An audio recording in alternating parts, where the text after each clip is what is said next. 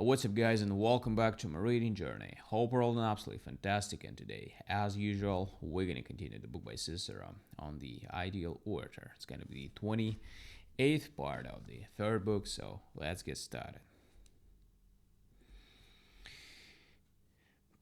Ideal and practice, the active and the contemplative life. At this point, Catullus said, "Oh, my word, Crassus, it is really not at all surprising that your order possesses such, what should I call it, force or attractiveness or abundance. Previously, I deemed that your natural abilities were responsible for the way that you speak, a way that makes you seem to me not only a consummate orator, but also a very wise man.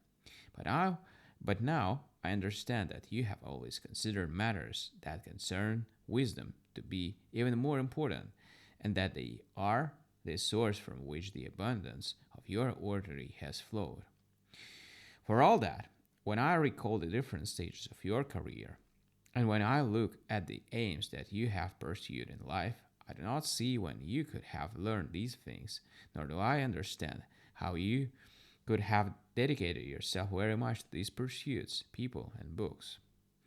Still, I cannot make up my mind whether I'm more surprised that, despite your enormous obligations, you have been able to master what you are persuading me are such essential tools, or if you have not been able to do so, that you can speak in the way that you do." "Catullus," replied Crassus, "I would particularly like you to persuade yourself or something else. When I discuss the order, I do not proceed very differently than I would if I had to speak about the actor. I would claim that his gestures cannot be up to standard unless he has learned the skills of the polyastra, and unless he has learned how to dance. But when saying this, I would not have to be an actor myself, only a perhaps not too stupid judge of another man's art.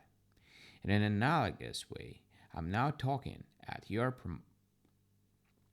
promoting about the order. That is, of course, about the consummate order. It is customary whenever any art or skill is under examination, to examine it in its ideal and perfect form. Accordingly, if you are still going to call me an orator, even a tolerably good one, or actually good one, I won't quarrel with that. No need for false modesty in this company, for I know that this is what people think about me.